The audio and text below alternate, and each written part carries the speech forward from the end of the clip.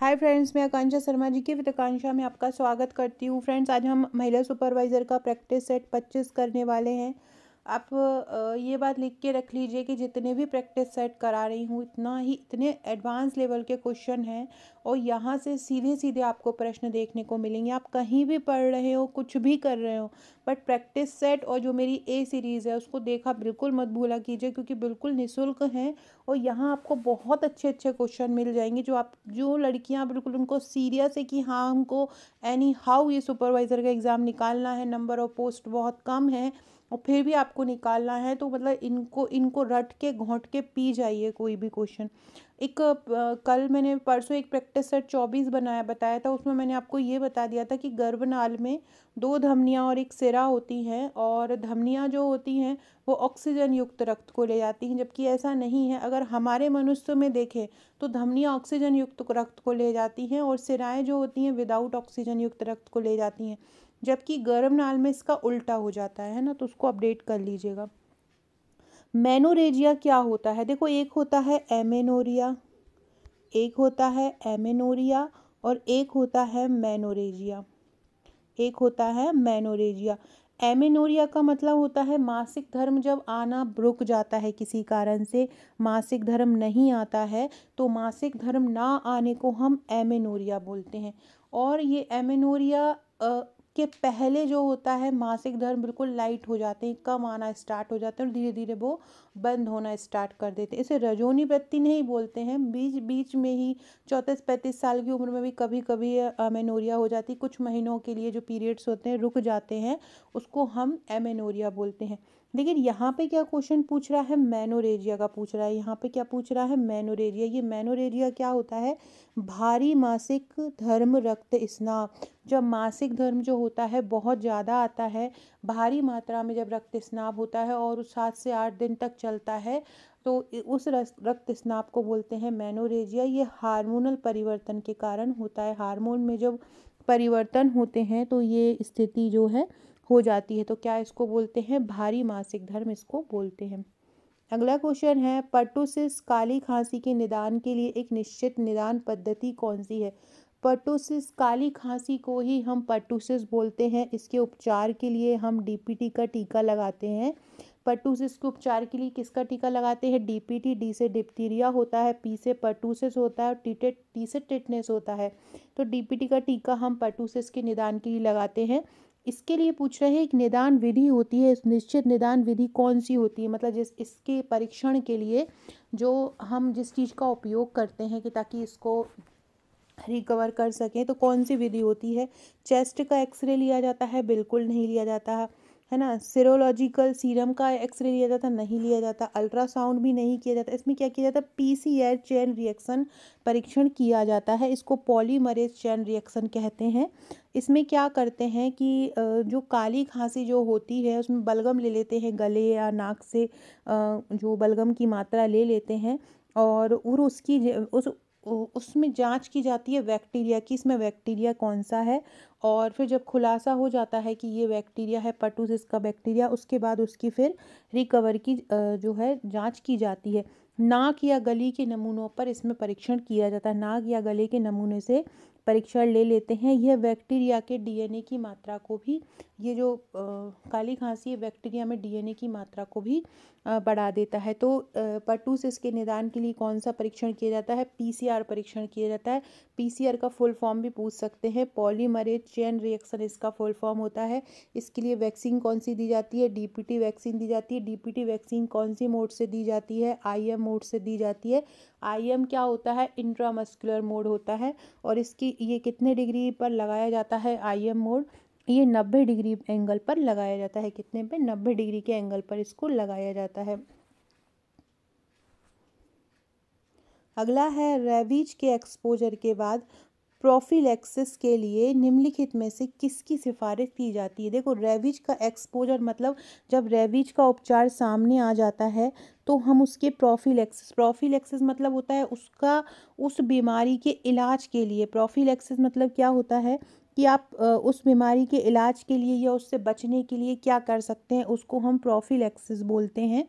तो जब रेबीज का एक्सपोजर हो जाता है, जब हम उसको पता चल जाता है कि रेबीज है, तो हम उसके उपचार के लिए किसकी सलाह दी जाती है, किसकी सिफारिश की सलाह दी जाती है? टिटनेस ऑक्साइड तो क्यों ही दिया जाएगा, क्योंकि टिटनेस के लिए दिया जाता है। हाँ, रेबीज का टीका दिया जाएगा, रेबीज वैक्सीन और रेबीज इम्यूनोग्लोबिन, ये दोनों भी दिए जाएंगे, केवल रेबीज इम्यूनोग्लोबिन। तो रेबीज की वैक्सीन और रेबीज इम्यूनोग्लोबिन दोनों दिया जाता है। रेबीज एक वायरस द्वारा होने वाली बीमारी है। एक प्रकार का वायरस होता है जिसको लाइसा वायरस भी बोलते हैं। कौन सा वायरस बोलते हैं इसको? लाइसा वायरस बोलते हैं। लाइसा वायरस प्रजाति का ये रेबीज वायरस होता है। कुत्ते की लार वगैरह में ये जंतु की लार वगैरह से ये हो जाता है। किसी को अगर काट लेता है तो उनका, जानवर का जो लार में ये वायरस होता है, जो व्यक्ति के शरीर में इंजेक्ट कर जाता है। ये क्या करता है, मस्तिष्क को, ये जो रेबीज है ना, ये मस्तिष्क को, तंत्रिका तंत्र को प्रभावित करता है और किसी भी जानवर के काटने या खरोचने से ये उत्पन्न हो सकता है। तो और याद रखिएगा, लाइसा वायरस के कारण ये हो जाता है। रेबीज की इम्यूनोग्लोबिन की बाइक, तो रेबीज का वैक्सीन होती है। रेबीज इम्यूनोग्लोबिन जो होती है, रेबीज वायरस के खिलाफ बनी एक एंटीबायोटिक दवाई होती है। जो रेबीज एक सेकेंड, जो रेबीज़ क्या करते हैं, जो रेबीज वायरस के खिलाफ एंटीबॉडी से बनी एक दवा होती है, जिसका उपयोग कोई भी व्यक्ति अगर रेबीज वाले व्यक्ति के संपर्क में आता है तो उसके रोकने के लिए किया जाता है। जब कोई कहीं पे घाव होता है, जैसे कि किसी कुत्ते ने खा लिया तो घाव हो गया, उस घाव को पहले पानी या पोविडोन या आयोडीन से साफ किया जाता है। उसके बाद या तो रेबीज वैक्सीन और रेबीज इम्यूनोग्लोबिन दोनों को दिया जाता है। इम्यूनोग्लोबिन क्या है? एक एंटीबॉडी होती है। अगला क्वेश्चन है, नवजात देखभाल के संदर्भ में अपगार का मूल्यांकन कितने बार किया जाता है? कितने बारी मैं बता चुकी हूँ आपको अपगार के बारे में। अपगार जो स्कोर होता है, बच्चा जब पैदा हो जाता है तो उसके 1 मिनट से 5 मिनट के बाद 1 से 5 मिनट की स्थिति में इसको जो है चेक किया जाता है अपगार स्कोर को। ये जो अपगार स्कोर है, ये 5 चीज़ों पे डिपेंड करता है। बहुत सारे प्रैक्टिस सेट में मैंने बताया है और 2017 के पेपर में भी ये आया है। ये अपगार ये बताता है कि बच्चे की हृदय की गति कितनी है ना, रेस्पिरेशन, उसका श्वसन तंत्र कैसा चल रहा है, उसकी उपस्थिति, अपीयरेंस, उसकी स्थिति कैसी है, उसका कलर ठीक है या नहीं, मांसपेशियों का टोन उसका सही है या नहीं, उसका रिफ्लेक्स उसमें सही हो रहा है नहीं। ये सारी चीज़ों को ये अपगार स्कोर मापता है। अपगार स्कोर में 10 तक के नंबर होते हैं और 7 से 10 तक के जो नंबर होते हैं वो सही होते हैं। अगर 7 से 10 तक का स्कोर आता है तो वो सही होता है। शिशु को जन्म के 1 और 5 मिनट बाद अपगार स्कोर किया जाता है, या तो 1 मिनट बाद या 5 मिनट बाद किया जाता है। अगर शिशु की स्थिति खराब लगती है तो 10 और 20 मिनट पर भी स्कोर किया जा सकता है। मतलब अगर शिशु बहुत कमज़ोर होता है, स्कोर करने लायक नहीं है, चेक करने वाला नहीं है, तो उसको 10 और 20 मिनट पर भी किया जाता है। 7 या उससे ज़्यादा के स्कोर अगर आता है तो वो सबसे अच्छा होता है। अपगार स्कोर का नाम एक वर्जीनिया अपगार नाम के एक व्यक्ति थे। 1952 में उन्होंने इस स्केल को विकसित किया था, उसी के नाम पर ये पड़ा था। एक और बात है, पूछते हैं क्या अपगार जो स्कोर है वो एस्फिक्सिया का पता लगाता है क्या? एस्फिक्सिया का पता लगाता है क्या? तो नहीं लगाता। ये एस्फिक्सिया क्या होता है? एस्फिक्सिया का मतलब होता है कि मस्तिष्क में ऑक्सीजन की कमी, अगर बच्चे के मस्तिष्क में ऑक्सीजन की कमी तो नहीं हो रही है, तो ये जो पता लगाता है ना, ये एस्फिक्सिया लगाता है। लेकिन एस्फिक्सिया के बारे में एस्फिक्सिया के बारे में जानकारी अपगार स्कोर नहीं देता। अपगार स्कोर तो केवल शिशु की हृदय गति, मांसपेशियों का टोन, त्वचा का रंग, चेहरे की बनावट और श्वसन को मापता है। याद रखिएगा, कब कब? जन्म के 1 और 5 मिनट बाद ये मापता है। अगला है, उच्च जोखिम वाली जो गर्भ धारण करने के संदर्भ में गर्भकालीन मधुमेह है, जिसको गेस्टेशनल डायबिटीज़ भी बोलते हैं, कि आमतौर पर जांच कब की जाती है? मतलब जब महिला ने गर्भ धारण कर लेती हैं तो उसके कितने समय बाद उनकी जांच की जाती है? कि कहीं उनको गर्भकालीन मधुमेह तो नहीं है। अगर उच्च जोखिम वाली महिला, उच्च जोखिम वाली महिलाएं कौन सी होती हैं? जिनको डायबिटीज़ पहले से है, बीपी जिनका हाई रहता है, या जो महिलाएं बड़ी उम्र में माँ बनती हैं या बहुत छोटी उम्र में माँ बन जाती हैं, तो उनके लिए ये जो जोखिम होता है वो उच्च जोखिम कहलाता है। तो उनके लिए ये जांच बोला जाता है कि गर्भकालीन मधुमेह की जांच करा लेना चाहिए। अगर मधुमेह गर्भकालीन में होता है ना, तो बच्चा जो होता है ना, मतलब जितना उसका आदर्श वजन होता है 3 से 3.5 किलो, उससे ज़्यादा का ही बच्चा पैदा होता है। 4-5 किलो का बच्चा पैदा हो जाता है, लगभग 4 किलो का बच्चा पैदा होता है यदि महिला को डायबिटीज होता है और बच्चे को वो नॉर्मल डिलीवरी भी नहीं होती, सी सेक्शन डिलीवरी उसकी की जाती है ना। तो उच्च जोखिम वाली गर्भधारण के संदर्भ में कब जांच की जाती है? केवल मधुमेह के पारिवारिक इतिहास वाले रोगियों में, पहली प्रसव पूर्व विजिट पर, अंतिम तिमाही के दौरान, या गर्भधारण के 24 से 28 सप्ताह के बीच। तो किसका आंसर यही होगा गर्भधारण के 24 से 28 सप्ताह के बीच उच्च जोखिम गर्भधारण के संदर्भ में जो गर्भकालीन मधुमेह है उसकी जांच की जाती है ऐसी महिलाओं में जो गर्भधारण किए हुए ने 24 से 28 सप्ताह हो गए हैं। अगला क्वेश्चन है, खसरे की रोकथाम के संदर्भ में हार्ड इम्यूनिटी सबसे अच्छी तरह तब प्राप्त होती है जब जनसंख्या के कितने प्रतिशत को टीकाकरण हो गया हो। हार्ड इम्यूनिटी मतलब होता है कि अब हमने अच्छे से प्रतिरक्षा चारों तरफ से पैदा कर ली है, अब कोई खतरा नहीं है, उसको हम हार्ड इम्यूनिटी बोलते हैं। तो पूरी जनसंख्या में जब जनसंख्या के कम से कम 95% लोगों को टीकाकरण हो गया हो, खसरे का टीकाकरण जो है वो कम से कम 95% जनता को हो गया हो, तो वो हार्ड इम्यूनिटी कहलाती है। और तब खसरे का जो है खसरे की टेंशन नहीं रहती कि अब बच्चा खसरे से पीड़ित होगा, क्योंकि 95% लोगों को टीका लगाया जा चुका होता है। अगला क्वेश्चन है, बच्चे के जो जन्म के तुरंत बाद ऑक्सीटोसिन देने का प्राथमिक। देखो, ऑक्सीटोसिन एक हार्मोन होता है जो ऑलरेडी ही माता के शरीर से निकलता है, लेकिन ये अलग से भी देते हैं, क्योंकि क्या होता है ना कि प्रसव उत्तर कभी कभी बहुत ज़्यादा रक्त स्राव हो जाता है, बहुत ज़्यादा सीक्रेशन हो जाता है, तो उस स्थिति में भी जो है ऑक्सीटोसिन दिया जाता है। तो इसका उत्तर क्या हो जाएगा? प्रसव उत्तर रक्त स्राव को रोकने के लिए ऑक्सीटोसिन दिया जाता है। क्यों दिया जाता है? प्रसव उत्तर रक्त स्राव को रोकने के लिए दिया जाता है।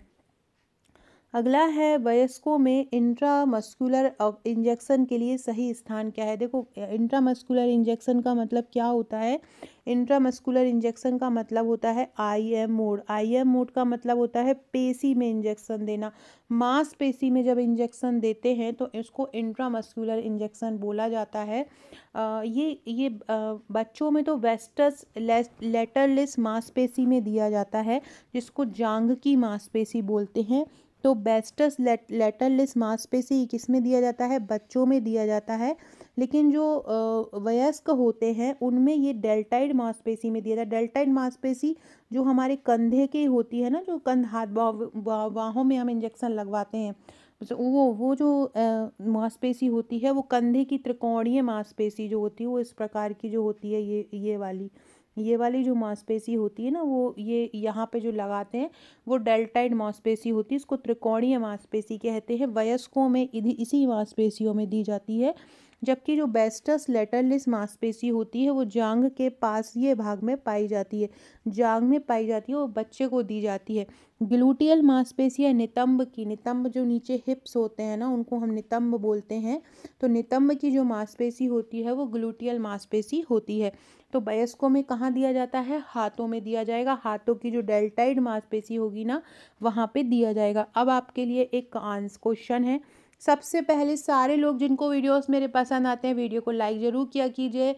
आप चाहते हैं अच्छे अच्छे वीडियोस लाएं तो वीडियो को शेयर किया कीजिए। और अब जो मैं क्वेश्चन दे रही हूँ उसका आंसर दीजिएगा। जो IM इंट्रामस्कुलर जो वैक्सीन है वो किस एंगल पर दी जाती है? किस एंगल पर दी जाती है? IM जो वैक्सीन है वो उसको कितने डिग्री कोण पर लगाया जाता है? IM वैक्सीन जो कि पेशियों पर लगाया जाता है उसको कितने डिग्री कोण पर लगाया जाता है? ये आप लोग मुझे कमेंट करके बताइएगा। अगला क्वेश्चन है, मस्तिष्क में रक्त प्रवाह में रुकावट की विशेषता वाला सबसे आम प्रकार कौन सा है? जो मस्तिष्क में रक्त के प्रवाह की रुकावट करता है और उसको स्ट्रोक भी करता है, उसको हम बोलते हैं इस्कीमिक आघात या इस्कीमिक स्ट्रोक। ये कब होता है?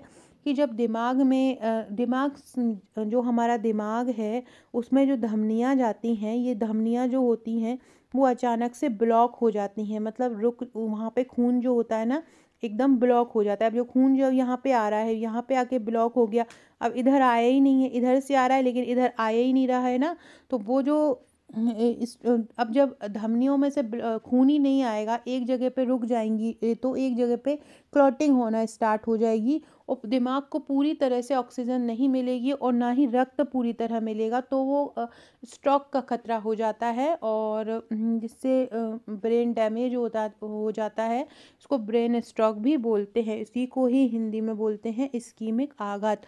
मस्तिष्क में रक्त प्रवाह में रुकावट वाला जो स्ट्रोक होता है वो क्या कहलाता है? इस्कीमिक आघात कहलाता है। क्या कहलाता है? इस्कीमिक आघात कहलाता है। फ्रेंड, अभी तक आपने अगर हमारे इंस्टाग्राम को नहीं देखा है तो एक बार इंस्टाग्राम पे जाइए, इंस्टाग्राम को देखिए। अगर आपको लगता है कि हाँ इंस्टाग्राम आपके लिए बहुत अच्छे अच्छे क्वेश्चन दे रहा है, निःशुल्क आपको बहुत सारे क्वेश्चन दे रहा है, तो आप उसको फॉलो कर लीजिएगा। आकांक्षा 1957 मेरी इंस्टाग्राम आईडी है, आप कमेंट बॉक्स में भी जाकर वहाँ से भी डायरेक्ट फॉलो कर सकते हैं। अगर आपको लगता है कि ये मेरे काम के क्वेश्चन है तो फॉलो कर लीजिएगा, अदरवाइज़ देख के आ जाइएगा, लेकिन एक बार जाइएगा ज़रूर, आपको हेल्प ही मिलेगी। अगला क्वेश्चन देखते हैं, प्रसवोत्तर प्रीक्लैम्सिया। देखो ये प्री एक्लैम्सिया क्या होता है? प्री एक्लैम्सी एक एक्लैम्सिया होता है, एक प्री एक्लैम्सिया होता है। एक्लैम्सिया के पहले होने वाली घटना जो होती है वो प्री एक्लैम्सिया कहलाती है। प्रसव पूर्व भी हो जाती है। प्रसव पूर्व मतलब जब माता के गर्भ में बच्चा होता है, अचानक से बीपी बढ़ जाना, मूत्र से प्रोटीन का निकलना, ये सारे जो लक्षण होते हैं ना वो प्री एक्लैम्सिया के होते हैं। लेकिन यहाँ पे दे रहे हैं प्रसवोत्तर। प्रसवोत्तर मतलब होता है कि प्रसव के बाद 6 से 8 सप्ताह तक ये स्थिति हो जाती है। इसमें क्या होता है कि माता के मूत्र में प्रोटीन का स्तर बढ़ जाता है और बहुत ज़्यादा उच्च रक्तचाप होता है। ज़्यादातर मामलों में यह जन्म के 48 घंटे के अंतर्गत होता है। कब होता है? ज़्यादातर मामलों में जन्म के 48 घंटों में ज़्यादातर मामलों में ये देखा गया है, लेकिन 6 सप्ताह बाद तक भी इसको देखा जाता है। इसे लेट पोस्टमार्टम प्री एक्लैम्सिया भी बोलते हैं। क्या बोलते हैं? लेट पोस्टमार्टम प्री एक्लैम्सिया बोलते हैं। इसका अगर इलाज नहीं किया गया तो ये दौरा होते हैं, मस्तिष्क में क्षति पहुंचाता है, मौत का कारण भी हो सकता है। लेकिन यहाँ पे क्या बोल रहे हैं, तो इनमें से कौन सा लक्षण अगर दिखे प्रसवोत्तर प्री एक्लैम्सिया का, तो तुरंत महिला को डॉक्टर के पास रेफर करना चाहिए। वो है दृष्टि संबंधी विकृति, क्योंकि थोड़ी सी भी धुंधली दृष्टि अगर महिला की होती है तो ये अंधेपन की तरफ भी ले जाती है, महिला जो है वो अंधी भी हो सकती है। इसलिए ये जो दृष्टि संबंधी विकृति है वो सबसे ज़्यादा खतरनाक होती है और इसमें महिला को तुरंत डॉक्टर के पास ले जाना चाहिए।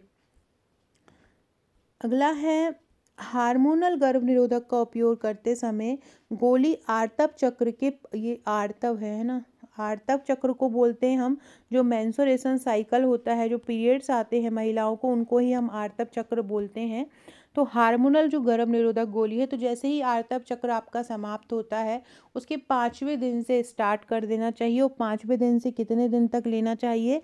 21 दिन तक मौखिक रूप से दी जाती है। 5वें दिन से 21वें दिन तक मौखिक रूप से दी जाती है ये टैबलेट। कब से कब तक दी जाती है? 5वें दिन से शुरू होकर दी जाती है और 21 दिन तक ये दी जाती है। अगला है, खसरे की वैक्सीन की 0.5 मिलीलीटर खुराक जो है वो कब कहाँ लगाई जाती है और कैसे? खसरे के बारे में पढ़ने से पहले फ्रेंड्स एक बात मेरी बहुत ध्यान से सुनिए। आप कहीं से भी पढ़ाई कर रहे हो, अगर मेरे वीडियोस देखते हो तो मैं आपको सलाह दूंगी कि मैं हर वीडियो में बोलती हूँ, केवल पढ़ाई करना, पढ़ाई बहुत सारी लड़कियां कर रही हैं, हजारों में लड़कियां पढ़ाई कर रही हैं, बट पढ़ाई आपको स्मार्टली करना है। जो पेपर में आना है वही पढ़ो। पता चला है कि एक मैथ के प्रश्न करने के लिए आप अपने 5-5 7-7 घंटे बर्बाद कर रहे हैं। मैथ के कुछ सिलेक्टेड टॉपिक हैं, रीजनिंग के कुछ सिलेक्टेड टॉपिक हैं। आपको ध्यान किस पे देना है? योजना पर देना है ध्यान, बहुत ज़्यादा अच्छे से करना है। अधिनियम बहुत अच्छे से करना है। टीकाकरण बहुत अच्छे से करना है, प्रसव के बेसिक फैक्ट बहुत अच्छे से करना है, गर्भावस्था के चरण बहुत अच्छे से करना है, रोग बहुत अच्छे से करना है, मानव अंग बहुत अच्छे से करना है। ये बहुत ऐसे टॉपिक हैं जहाँ से बहुत अच्छे अच्छे प्रश्न बनने हैं।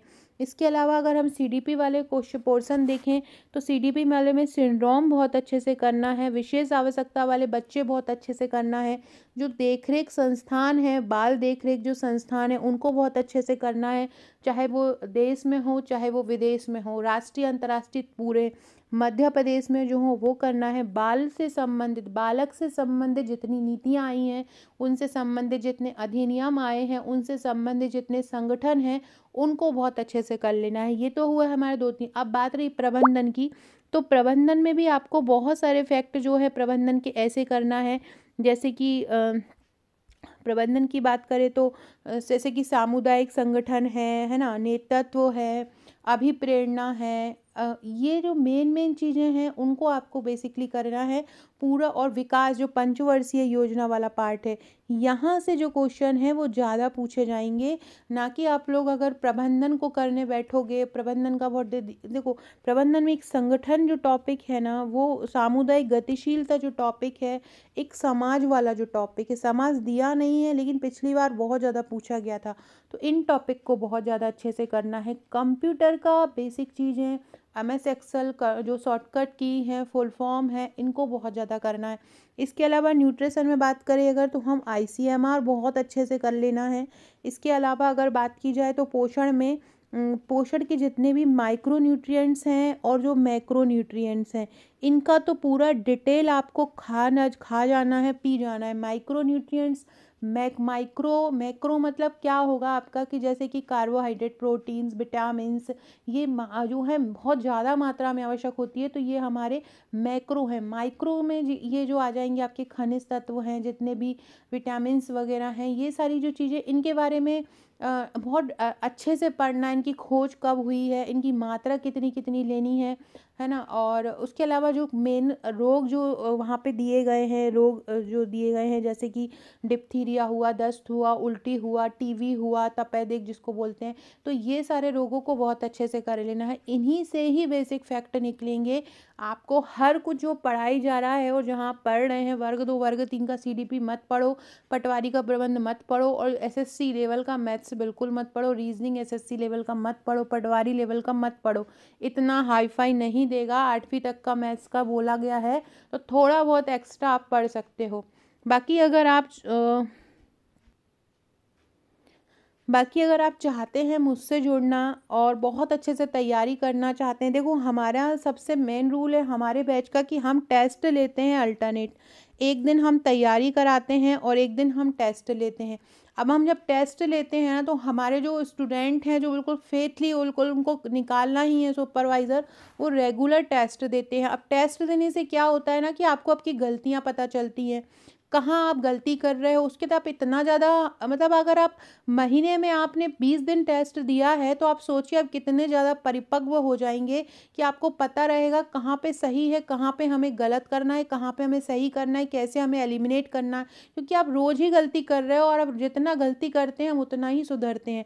तो हमारा जो हम जीतेंगे सुपरवाइज़र बैच है, उसका टारगेट ही यही है कि टेस्ट देना है। हम हर रोज़ एक टॉपिक देते हैं आप लोगों के लिए, उसको तैयार कराते हैं वीडियो लेक्चर्स द्वारा, ट्रिक द्वारा, और फिर अगले दिन उसका टेस्ट लेते हैं। बहुत स्मार्टली हम स्टडी करा रहे हैं। हम आपसे नहीं पूछते हैं कि हम आपको क्या कराएं, हम खुद कराते हैं यही सोच के कि क्या आपके लिए बेटर है, हम वही करा रहे हैं। इसके अलावा जो कठिन से कठिन टॉपिक है, जैसे कि योजनाओं की डेट याद नहीं रहती है, अधिनियम की धाराएं याद नहीं रहती, ICMR के तत्व याद नहीं रहते, बाल विकास के सिद्धांत याद नहीं रहते हैं, किसने क्या परिभाषा दी ये याद नहीं रहता, तो इसके लिए हम आपको ट्रिक द्वारा याद करवाते हैं। दिवस हैं, कोई भी कठिन टॉपिक है उसको हम ट्रिक द्वारा याद कराते हैं। टॉपिक वाइज आपको ई-बुक मिलेगी हर टॉपिक की, ट्रिक द्वारा सारे टॉपिक्स याद होंगे, कठिन टॉपिक्स की वीडियोस भी मिलेंगी, ऑडियो वीडियो लेक्चर्स मिलेंगे। 1000 CDP के MCQ आपको दिए जाएंगे। इसमें जो CDP वाला पार्ट है, जो शिशु देखभाल और शिक्षा वाला पार्ट है, वो इसमें कवर होगा। 1000 ICMR के MCQ मिलेंगे 2020 और 2024 के, इसके बाहर कुछ भी नहीं आना, और ट्रिक द्वारा भी याद करवा दूंगी। 2500+ योजना के मिलेंगे, जो कि पार्ट वाइज डिवाइड रहेंगे। महिला बाल विकास की अलग, पंचायत विभाग की अलग। 2000+ अधिनियम के वस्तुनिष्ठ टॉपिक तैयार करवा कर उनका डेली टेस्ट होगा। कठिन डेट और डाटा ट्रिक द्वारा याद करवाया जाएगा। सुपरवाइजर का प्रश्न बैंक मिलेगा। गणित, कंप्यूटर, तर्क शक्ति मिलेगी। पोषण, टीकाकरण, शिशु देखभाल, शिक्षा अधिनियम। टीकाकरण में भूल गई थी, टीकाकरण भी बहुत महत्वपूर्ण टॉपिक है, बहुत अच्छे से आपको करना है। टॉपिक वाइज सारा जो है हम कवर करवाएंगे। डेली टारगेट रहेगा, डेली टेस्ट रहेगा। बहुत ही सरल तरीका है पढ़ने का, आपका एक एक टॉपिक बहुत अच्छे से कवर हो जाएगा। ये तो हमारा ऑनलाइन पैकेज है, इसमें हम 2017 और 2014 में आने वाले प्रश्न भी डिस्क्राइब करके कि उससे संबंधित अब क्या प्रश्न आ सकते हैं, सारा कुछ हम करवाएंगे। तो ये हमारा ऑनलाइन पैकेज का चार्ज केवल 799 है। आपने कहीं भी कोर्स लिया हो, एक बार हमारा कोर्स लेके देख लीजिए, आपको बहुत अच्छा लगेगा। आपको एकदम से मोटिवेशनल जो है ना, एकदम मोटिवेट हो जाओगे आप पढ़ के, और आपको खुद में ही कॉन्फिडेंस 2 से 3 दिन में ही दिखने लगेगा। बहुत शानदार तैयारी हम करवा रहे हैं, और टेस्ट के द्वारा आप एकदम तैयार होते जा रहे हैं। तो ये ऑनलाइन की बात है, लेकिन अगर आप हमारी बुक्स भी लेना चाहते हैं कि आप हमारी ये बुक्स भी लें हार्ड कॉपी की, तो आप हमारी ये बुक्स भी मंगवा सकते हैं। बुक्स प्लस ऑनलाइन 1699 में है, और अकेले ऑनलाइन अगर लेना चाहते हैं तो 799 में। हार्ड कॉपी में एक MCQ बुकलेट भी मिलेगी और एक वन लाइनर भी मिलेगी। इस प्रकार से देख सकते हैं, छोटे छोटे टॉपिक को हम इस प्रकार से करवाते हैं। जैसे कि एक सावंत सिंड्रोम है, ये सावंत सिंड्रोम 2017 के पेपर में पूछा गया था। तो हमने इस प्रकार से टॉपिक बनाकर भी बच्चों को गैलरी में के लिए देते हैं कि कुछ कुछ टॉपिक फोटोज़ द्वारा भी तैयार करवाए जाते हैं, है ना। और कठिन टॉपिक को सरल द्वारा, ट्रिक द्वारा भी करवाया जाता है। तो जो भी लेना चाहता है, ये मेरा व्हाट्सअप नंबर है, ये व्हाट्सअप नंबर लिख लो। अगर नहीं भी लेना चाहता है तो भी इस नंबर पर व्हाट्सअप करके अपना नंबर ज़रूर सेव करवा दो, ताकि आपको महत्वपूर्ण अपडेट मिलता रहे। यहाँ पे आपको सारी जो तैयारी होगी वो टेलीग्राम और व्हाट्सअप के माध्यम से होगी। 2 टेलीग्राम और एक व्हाट्सअप ग्रुप मिलेगा। टेलीग्राम पर आपको एक टेस्ट ग्रुप मिलेगा, जहाँ पर टेस्ट होते हैं डेली रात को 10 बजे और दिन में 4 बजे। और एक व्हाट्सएप ग्रुप होता है जहाँ पर तैयारी होती है। तो जो भी 100% सिलेक्शन लेना चाहते हैं, हमारा ये ग्रुप ज्वाइन कर लीजिए। अगला क्वेश्चन है, खसरे की जो वैक्सीन की 0.5 ml खुराक है वो कहाँ पे लगाई जाती है। तो ये अधः त्वचा मतलब होता है अवत्वचीय। ये अपत्वचीय मार्ग पर लगाई जाती है, जिसको इंग्लिश में हम सबक्यूटेनियस भी बोलते हैं। जिसको क्या बोलते हैं, सबक्यूटेनियस भी बोला जाता है। अपत्वचीय मार्ग पर लगाई जाती है। खसरे की विषाणु की खोज की बात करें तो 1954 में हुई थी। जॉन एफ एंडर्स और पीवल्स ने की थी। किसने की थी? एंडर्स और पीवल्स ने खसरे की खुराक की खोज की थी। एंडर्स और पीवल्स ने खसरे की खुराक की खोज की थी। एक क्वेश्चन आता है, खसरे की ऊष्मायन अवधि कितनी होती है, कितने दिन में ये उगते हैं? तो 10 से 14 दिन। खसरे की ऊष्मायन अवधि कितनी होती है? 10 से 14 दिन होती है खसरे की ऊष्मायन अवधि। खसरे का टीका त्वचा के नीचे लगाया जाता है, इसलिए इसको अंतः त्वचा टीका भी बोलते हैं। और इसका मार्ग जो होता कितने डिग्री पर लगाया जाता है? ये 45 डिग्री पर लगाया जाता है। जो सबक्यूटेनियस होता है वो कितने डिग्री पर लगाया जाता है? 45 डिग्री पर सबक्यूटेनियस का टीका लगाया जाता है।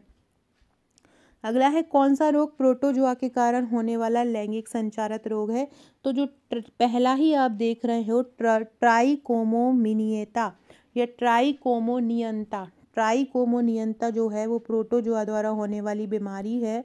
और एक ये लैंगिक बीमारी होती है जो लैंगिक संचार, लिंग द्वारा ही संचारित होती है। इसके कारण क्या होता है, ये मूत्र मार्ग द्वारा एक यौन संक्रमण रोग है, यौन संचारित रोग होता है। ये प्रोटोजोआ ट्रिकोमोनस करके आता है। प्रोटोजोआ ट्रिकोमोनस करके एक परजीवी होता है, उसके कारण ये हो जाती है। इसके कारण योनि में जलन भी पैदा होती है। बात करें सिफिलिस की, तो सिफिलिस भी यौन संचारित रोग होता है, लेकिन ये क्या होता है, बैक्टीरिया के कारण होता है। जैसे कि ये ट्राइकोमोनियता जो है ये भी यौन संचारित रोग है, लेकिन ये प्रोटोजोआ के कारण होता है। जबकि सिफिलिस जो होता है बैक्टीरिया के कारण होता है। बैक्टीरिया का नाम क्या है? ट्रेपोनोमा पैलिडम होता है। इसके कारण क्या होता है, घाव या दाने हो जाते हैं। गर्भवती महिलाओं में से बच्चे में भी ये सिफिलिस बीमारी चली जाती है। हर्पीज की बात करें तो हर्पीज जो होता है वो हर्पीज नामक वायरस के कारण हो जाता है। ये मौखिक भी हो जाता है, और जिसको हर्पीज वायरस टाइप 1 बोलते हैं। और एक हर्पीज सिम्प्लेक्स वायरस टाइप 2 होता है जो जननांग को प्रभावित करता है। इसके बाद सुजाक जो होता है, सुजाक को हम गोनोरिया बोलते हैं। सुजाक क्या कहलाता है? सुजाक को गोनोरिया बोलते हैं। गोनोरिया यौन रोग आपने पढ़ा होगा। इसकी ये भी एक यौन संचारित बीमारी होती है जो निसेरिया गोनोरिया नामक एक जीवाणु होता है। तो सिफिलिस भी जीवाणु द्वारा होता है और सुजाक भी या गोनोरिया भी जीवाणु द्वारा होता है। याद रखना, सिफिलिस भी जीवाणु द्वारा होता है और सुजाक भी गोनोरिया द्वारा होता है। यौन संचारित बीमारी है।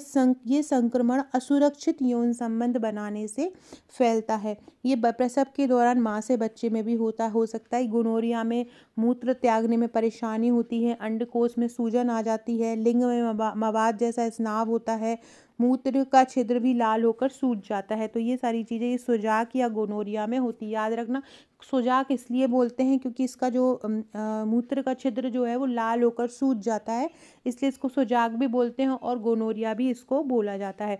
प्रोटोजोआ के कारण ट्राइकोमोनियाता होता है सिफिलिस, और सुजाक बैक्टीरिया के कारण होता है, जबकि जो हर्पीज होता है वो बैक्टीरिया के कारण होता है। याद रखिएगा फ्रेंड्स, ये जो हम प्रैक्टिस सेट कर रहे हैं 25 कर रहे हैं, ऐसे हम जीतेंगे बैच में मैं 100 प्रैक्टिस सेट कराऊंगी।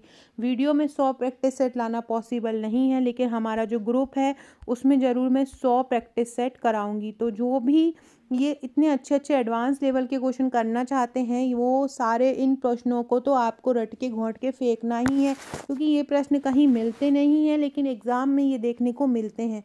जब डैश हार्मोन कम होता है तब आर्तव चक्र शुरू होता है। कौन सा हार्मोन कम होता है? देखो, प्रोजेस्टेरोन हार्मोन जो होता है वो गर्भावस्था को बनाए रखने में मदद करता है। अंडाशय द्वारा ये सीक्रेट होता है और ये क्या करता है? गर्भावस्था को बनाए रखने में मदद करता है। पुटक उत्तेजक हार्मोन जो होता है वो पीयूष ग्रंथि द्वारा स्नावित होता है, जबकि एस्ट्रोजन भी अंडाशय द्वारा ही होता है। ल्यूटिनाइजिंग जो हार्मोन होता है वो पीयूष ग्रंथि द्वारा स्नावित होता है। ल्यूटिनाइजिंग हार्मोन जो होता है वो अंडोत्सर्ग में अंडे को बाहर निकलने में मदद करता है, ल्यूटिनाइजिंग हार्मोन, है ना। और प्रोजेस्टेरोन हार्मोन को गर्भावस्था का हार्मोन भी बोलते हैं। ये क्या करता है? गर्भाशय की परत को मोटा कर देता है, क्योंकि टाइम नहीं आता तो गर्भाशय की परत क्या हो जाती है? मोटी हो जाती है और गर्भाशय के लिए तैयार होता है। अगर गर्भधारण नहीं होता है तो प्रोजेस्टेरोन का स्तर कम हो जाता, प्रोजेस्टेरोन का जो स्तर होता है वो कम हो जाता है और मासिक धर्म हो जाता है। यदि प्रोजेस्टेरोन का स्तर बढ़ रहा है तो मतलब मासिक धर्म नहीं आएगा। प्रोजेस्टेरोन वो तो परत बढ़ रही है और गर्भावस्था के लिए तैयार हो रही है। प्रोजेस्टेरोन एस्ट्रोजन के साथ मिलकर मासिक चक्र को नियंत्रित करता है। किसके साथ? मासिक चक्र एस्ट्रोजन के साथ मिलकर। प्रोजेस्टेरोन ओव्यूलेशन के बाद अंडाशय में बनता है। ओव्यूलेशन जब होता है तो उसके बाद अंडाशय में ये बनता है प्रोजेस्टेरोन। प्रोजेस्टेरोन निषेचित अंडे को, जो ओव्यूलेशन के बाद जो निषेचित अंडा होता है, गर्भाशय की परत में प्रत्यारोपित करने और बढ़ाने में मदद करता है। प्रोजेस्टेरोन कैप्सूल अनियमित मासिक धर्म चक्र का इलाज भी करते हैं। अनियमित मासिक धर्म चक्र होता है ना, तो वो प्रोजेस्टेरोन कैप्सूल दिया जाता है। जो भी गर्भ निरोधक जो गोलियां रहती हैं ना, उसमें भी प्रोजेस्टेरोन और एस्ट्रोजन का मिश्रण होता है। उनमें भी प्रोजेस्टेरोन और एस्ट्रोजन जो होता है वो मिला हुआ रहता है। अगला है, आर्तव चक्र की शुरुआत के लिए कौन सी ग्रंथि जिम्मेदार होती है? आर्तव चक्र की जो शुरुआत होती है उसमें कौन सी ग्रंथि जो है वो जिम्मेदार होती है, ये पूछा है। अंडा से जिम्मेदार रहता है अग्र पीयूष ग्रंथि, पश्च पीयूष ग्रंथि या हाइपोथैलेमस ग्रंथि। देखो, ये वह प्रक्रिया होती है जिसके द्वारा एक महिला का शरीर जो होता है वो हर महीने गर्भाधारण की संभावना के लिए तैयार होता है। ये जो होता है एक अगले आर्तव चक्र की शुरुआत तक 28 दिनों तक होता है। एक आर्तव चक्र हुआ, उसके बाद अगले 28 दिनों में दूसरा आर्तव चक्र मतलब पीरियड, जिसको मेंस्ट्रुएशन साइकिल होते हैं, कि ये 21 दिनों से लेकर 35 दिनों तक हो सकता है। और जो आर्तव चक्र होता है वो हाइपोथैलेमस ग्रंथि द्वारा शुरू होता है। किसके द्वारा होता है? हाइपोथैलेमस ग्रंथि द्वारा शुरू होता है। मतलब इसका आंसर क्या हो जाएगा?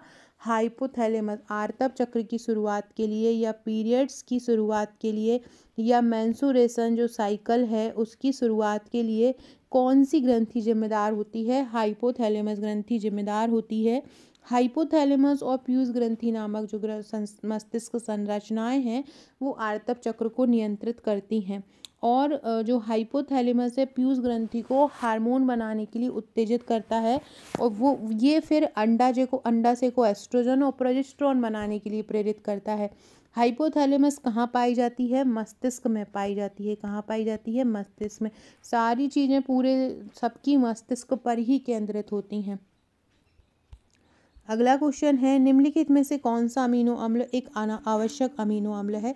देखिए, आवश्यक अमीनो अम्ल टोटल अगर हम बात की जाए मानव शरीर को प्रोटीन बनाने के लिए कितने अमीनो अम्ल होते हैं? 20 अमीनो अम्ल आवश्यक होते हैं, जिसमें से 9 अमीनो अम्लों को बाहर से लेना पड़ता है, इसलिए ये आवश्यक अमीनो अम्ल कहलाते हैं। 9 अमीनो अम्लों को क्या करना पड़ता है? बाहर से लेना पड़ता है, ये मानव शरीर नहीं बनाता है, इसलिए आवश्यक कहलाते हैं। जबकि 11 अमीनो अम्ल जो होते हैं उन्हें मानव खुद बनाता है, तो उसको हम अनावश्यक, मानव शरीर खुद बनाता है इसलिए उनको अनावश्यक अमीनो अम्ल कहते हैं। इनमें से जो ट्रिप्टोफैन है वो आवश्यक अमीनो अम्ल है। ट्रिप्टोफैन क्या है? आवश्यक अमीनो अम्ल है। बाकी एलेनिन, सेरीन, फ्लोरीन ये क्या है? गैर आवश्यक अमीनो अम्ल है। Histidine, isoleucine, leucine, lysine, methionine, phenyl alanine, threonine, tryptophan और वैलिन ये जो होते हैं ये आवश्यक अमीनो अम्ल होते हैं। तो याद रखिएगा, इनमें से कौन सा अमीनो अम्ल आवश्यक अम्ल है? ट्रिप्टोफैन है। कितने अमीनो अम्ल आवश्यक होते हैं हमारे शरीर के लिए? कि टोटल कितने अमीनो अम्ल प्रोटीन बनाने के लिए आवश्यक होते हैं? 20 होते हैं, जिसमें से 9 हमारा शरीर 11 हमारा शरीर खुद बनाता है और 9 क्या होता है? बाहर से लेना पड़ता है, इसलिए ये आवश्यक होते हैं। सो फ्रेंड्स, ये था हमारा आज का वीडियो। आशा है आई होप आपको पसंद आया होगा। वीडियो अच्छा लगे तो लाइक शेयर सब्सक्राइब जरूर कीजिएगा, शेयर कीजिएगा और ये नंबर पर अपने व्हाट्सएप ग्रुप, टेलीग्राम ग्रुप से जुड़ जाइएगा और मुझे इस नंबर पर हाई करके लिख दीजिएगा। Okay friends, thank you.